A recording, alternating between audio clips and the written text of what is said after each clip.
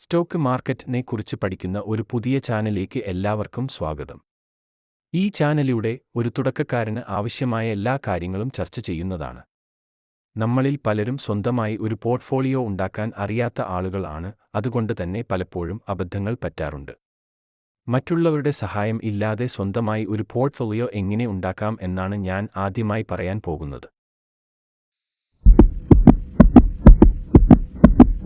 എന്താണ് ഒരു പോർട്ട്ഫോളിയോ?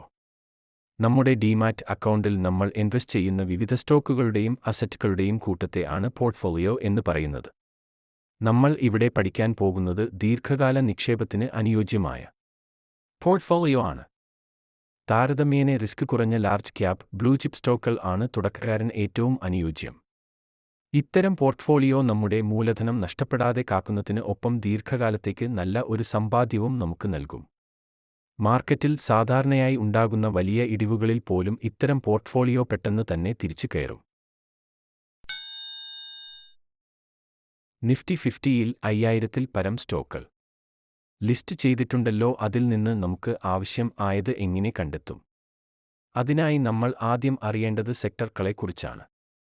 നമ്മുടെ ഇൻഡെക്സിൽ പല സെക്ടറുകൾ ഉണ്ട്. ബാങ്കിംഗ്, ഓട്ടോമൊബൈൽ, ഡിഫൻസ്, റെയിൽവേ, ഫെംകി എന്നിവ ഇതിൽ ചിലതാണ്. ഓരോ സ്റ്റോക്കും ഏതെങ്കിലും ഒരു സെക്ടറിൽ പെട്ടതാണ്. ഓരോ സെക്ടറിൽ നിന്നും മികച്ച ഒന്നോ രണ്ടോ സ്റ്റോക്ക് നമുക്ക് സെലക്ട് ചെയ്യണം. സെക്ടറുകൾ ഏതൊക്കെയാണെന്നും അതിൽ ഉൾപ്പെട്ട സ്റ്റോക്കുകൾ ഏതൊക്കെയാണെന്നും മനസ്സിലാക്കാൻ കുറേ വഴികൾ ഉണ്ട്. ഗൂഗിളിൽ സെർച്ച് ചെയ്താലും വിവിധ ആപ്പുകളിലൂടെയും നമുക്ക് ഇത് എളുപ്പത്തിൽ മനസ്സിലാക്കാൻ കഴിയും.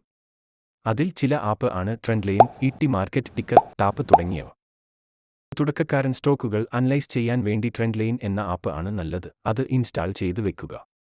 സെക്ടറുകൾ നോക്കാൻ ഞാനിവിടെ ഉപയോഗിക്കുന്നത് നിസിയുടെ വെബ്സൈറ്റാണ്.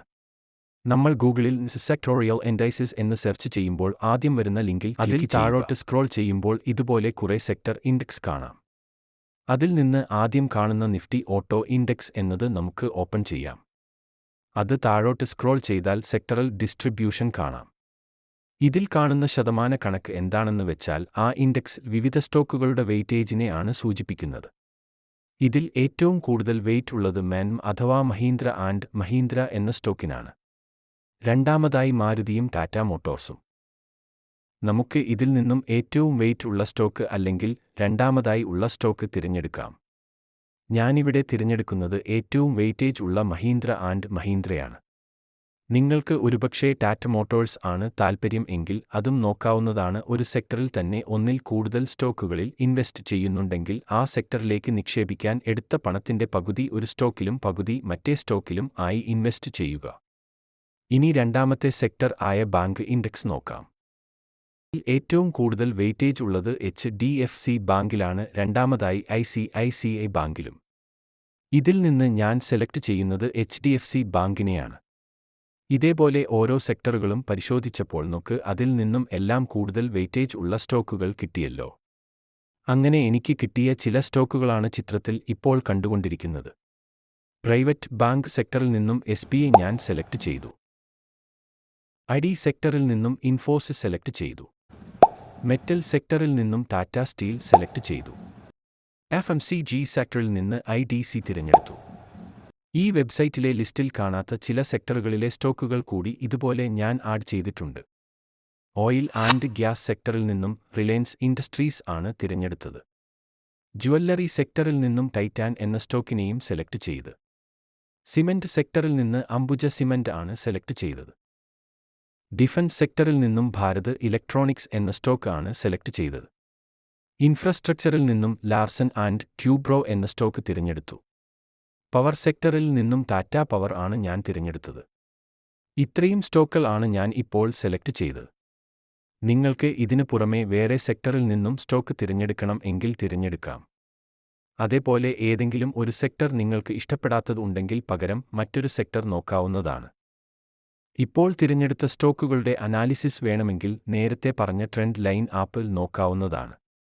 ഉദാഹരണത്തിന് ഒരു സ്റ്റോക്ക് ഞാൻ പരിചയപ്പെടുത്താം.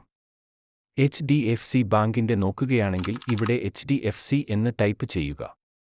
താഴേക്ക് സ്ക്രോൾ ചെയ്താൽ ബൈസെൽ എന്ന ഒരു ബാർ കാണാം. അത് ഈ സ്റ്റോക്കിന്റെ നിലവിലെ വാല്യുവേഷനെ സൂചിപ്പിക്കുന്നു. നിലവിൽ ഇത് ഒരു സ്ട്രോങ് ബൈ സോണിൽ ആണ്. അതേപോലെ SWOT എന്നതിൽ ക്ലിക്ക് ചെയ്താൽ സ്റ്റോക്കിന്റെ നിലവിലെ സ്ട്രെങ്ത് വീക്ക്നെസ് ഒക്കെ എളുപ്പത്തിൽ മനസ്സിലാക്കാൻ കഴിയും. ഇതേപോലെ എല്ലാ സ്റ്റോക്കുകളും പരിശോധിക്കാവുന്നതാണ്. എന്നാൽ മാർക്കറ്റ് എത്തിൽ നിൽക്കുന്ന ഈ അവസരത്തിൽ മിക്ക സ്റ്റോക്കുകളും ഹൈ വാല്യുവേഷനിലായിരിക്കും, അതുകൊണ്ട് തന്നെ നമ്മൾ ഈ അവസരത്തിൽ സേഫ് ആയി ഇൻവെസ്റ്റ് ചെയ്യാൻ ആണ് നോക്കേണ്ടത്. അതായത് 1,00,000 ആണ് എൻ്റെ കയ്യിൽ ഉള്ളത് എങ്കിൽ ഈ അവസരത്തിൽ 50,000ന്റെ ഇൻവെസ്റ്റ് ആണ് ചെയ്യുക. ബാക്കി പണം മാർക്കറ്റ് ചെറുതായി ഇടിയുന്ന സമയങ്ങളിൽ ഇൻവെസ്റ്റ് ചെയ്യാൻ വേണ്ടി കരുതി വെക്കണം. ചില സമയങ്ങളിൽ മാർക്കറ്റ് ഇടിയാതെയും നമ്മുടെ പോർട്ട്ഫോളിയോയിലെ ചില സ്റ്റോക്കുകൾ മാത്രം ഇടിയാറുണ്ട്.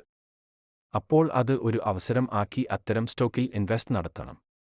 അത് മനസ്സിലാക്കാൻ വേണ്ടി നമ്മുടെ ലിസ്റ്റിൽ ഉള്ള സ്റ്റോക്കുകളുടെ ചാർട്ട് എടുത്തു നോക്കിയാൽ മതിയാവും. നമ്മുടെ ബ്രോക്കറുടെ ചാർട്ടിൽ നോക്കിയാലും എളുപ്പത്തിൽ മനസ്സിലാക്കാൻ കഴിയും. ഓവർസോൾഡ് അല്ലെങ്കിൽ ഓവർബോട്ട് എന്നിവ മനസ്സിലാക്കി ഇൻവെസ്റ്റ് ചെയ്യാൻ RSI എന്ന ഇൻഡിക്കേറ്റർ വേണമെങ്കിൽ ആഡ് ചെയ്യാം. ഇപ്പോൾ കാണുന്നത് സിരോധയുടെയും ഗ്രോവിന്റെയും ചാർട്ട് ആണ്. ഇതിൽ ഇതേപോലെ RSI സെലക്ട് ചെയ്യാം. RSI സെലക്ട് ചെയ്ത ശേഷം chart 1 day time frame select ചെയ്യണം. ശേഷം താഴെ നോക്കിയാൽ RSI 30ന് താഴെ ആണെങ്കിൽ ആ സ്റ്റോക്ക് ഓവർസോൾഡ് ആണെന്ന് മനസ്സിലാക്കാം. അതേപോലെ RSI 70ന് മുകളിൽ ആണെങ്കിൽ അത് ഇപ്പോൾ ഓവർബോട്ടിൽ ആണെന്നും മനസ്സിലാക്കാം. ഓവർസോൾഡിൽ വരുമ്പോൾ, അതായത് RSI 30ന് അടുത്ത് വരുന്ന സമയത്ത് നമുക്ക് കൂടുതൽ ഇൻവെസ്റ്റ് ചെയ്യാൻ ഉള്ള അവസരം ആയി കാണാം. എല്ലാ സ്റ്റോക്കിലും പോയി RSI മാത്രം നോക്കി ഇതേപോലെ ചെയ്യരുത്. നമ്മൾ സെലക്ട് ചെയ്ത സ്റ്റോക്കുകൾ താരതമ്യേന അത്രക്കും സേഫ് ആയതുകൊണ്ടാണ് ഇതേപോലെ ഇൻവെസ്റ്റ് ചെയ്യാം എന്ന് പറഞ്ഞത്. ഇനി ഫസ്റ്റ് ഇൻവെസ്റ്റ്മെന്റ് എങ്ങനെ ചെയ്യും എന്ന് നോക്കാം. 1,00,000 രൂപയാണ് ഞാൻ ഇപ്പോൾ ഇൻവെസ്റ്റ് ചെയ്യാൻ ഉദ്ദേശിക്കുന്നത് എങ്കിൽ തിരഞ്ഞെടുത്ത 10 സ്റ്റോക്കുകളിലും ആയി തുല്യമായ രീതിയിൽ ഇൻവെസ്റ്റ് ചെയ്യണം. അതായത് ഓരോന്നിലും 10,000 രൂപ വച്ച് 10 സ്റ്റോക്കിലും ഇൻവെസ്റ്റ് ചെയ്യണം. നമുക്ക് കൂടുതൽ താൽപ്പര്യമുള്ള ഏതെങ്കിലും ഒരു സ്റ്റോക്കിൽ കൂടുതൽ ആയി ഇൻവെസ്റ്റ് ചെയ്യരുത്. സ്റ്റോക്കുകളുടെ എണ്ണം അല്ല ഒരേപോലെ ആക്കേണ്ടത്, അതിൽ നിക്ഷേപിക്കുന്ന സംഖ്യ ആണ് എല്ലാത്തിലും ഒരേപോലെ ആവേണ്ടത്. ഇപ്പോൾ മാർക്കറ്റ് ഓൾ ടൈം ഹൈയിൽ നിൽക്കുന്ന സമയം ആയതുകൊണ്ട് 1,00,000 ഇൻവെസ്റ്റ് ചെയ്യാൻ ഉദ്ദേശിക്കുന്ന ആൾ ആണെങ്കിൽ 50,000 മാത്രം ചെയ്യുക. ഉദാഹരണത്തിന് 10 സ്റ്റോക്കിൽ ആണ് ഇൻവെസ്റ്റ് ചെയ്യാൻ ഉദ്ദേശിക്കുന്നത് എങ്കിൽ 5,000 വീതം 10 സ്റ്റോക്കിലും ചെയ്യുക. ബാക്കിയുള്ളത് ഓരോ ഡിപ്പ് വരുമ്പോൾ അത് അവസരം ആക്കി ഇൻവെസ്റ്റ് ചെയ്യുക. എപ്പോഴും ഓരോ സ്റ്റോക്കിലെയും ഇൻവെസ്റ്റ് തുക ഏകദേശം തുല്യം ആക്കി വെക്കാൻ ശ്രമിക്കുക. RSI 30ന് താഴെ വരും കൂടുതൽ നിക്ഷേപിക്കാൻ ഫണ്ട് കരുതുക. ഇത് വർഷങ്ങളോളം ആവർത്തിക്കുക. നമ്മൾ സെലക്ട് ചെയ്തത് കൂടുതലും ലാർജ് ക്യാപ് അല്ലെങ്കിൽ ബ്ലൂ ചിപ്പ് സ്റ്റോക്കുകൾ ആയതുകൊണ്ട് തന്നെ സ്മോൾ ക്യാപ്പിനെയും മിഡ് ക്യാപ്പിനെയും അപേക്ഷിച്ച് റിസ്ക് വളരെ കുറവായിരിക്കും. ഇതിന്റെ കൂടെ നിങ്ങൾക്ക് ഇനി സ്മോൾ ക്യാപ് അല്ലെങ്കിൽ മിഡ് ക്യാപ് കൂടി നിക്ഷേപിക്കാൻ താൽപ്പര്യം ഉണ്ടെങ്കിൽ അതിന്റെ മ്യൂച്വൽ ഫണ്ട് നോക്കുന്നതാവും നല്ലത്. മ്യൂച്വൽ ഫണ്ടാവുമ്പോൾ നമുക്ക് ട്രാക്ക് ചെയ്യേണ്ട കാര്യം ഇല്ല, ഫണ്ട് മാനേജർ അത് നോക്കിക്കോളും. മ്യൂച്വൽ ഫണ്ട് സെലക്ട് ചെയ്യുമ്പോൾ ഡയറക്റ്റ് ഗ്രോത്ത് എന്നത് സെലക്ട് ചെയ്യുന്നതാണ് നല്ലത്. അതിൽ തന്നെ 5 സ്റ്റാർ അല്ലെങ്കിൽ 4 സ്റ്റാർ റേറ്റിംഗ് ഉള്ളത് നോക്കി SIP ആയി ഇൻവെസ്റ്റ്മെന്റ് ചെയ്യാം. മ്യൂച്വൽ ഫണ്ട് സെലക്ട് ചെയ്യാൻ ആവശ്യമെങ്കിൽ ക്രിസിൽ എന്ന വെബ്സൈറ്റ് ഉപയോഗിക്കാം. ഒരു പോർട്ട്ഫോളിയോ ഉണ്ടാകുന്നത് നിങ്ങളും പഠിച്ചു എന്ന് കരുതുന്നു. സംശയം ഉണ്ടെങ്കിൽ കമന്റിൽ ചോദിക്കാം. വീഡിയോ ഉപകാരപ്പെട്ടെങ്കിൽ സബ്സ്ക്രൈബ് ചെയ്യുന്നതോടൊപ്പം സ്റ്റോക്ക് മാർക്കറ്റ് താൽപ്പര്യം ഉള്ള നിങ്ങളുടെ കൂട്ടുകാർക്ക് കൂടി ഷെയർ ചെയ്യുക. ഇനിയും ഉപകാരപ്രദമായ മറ്റൊരു വിഷയവും ആയി കാണാം.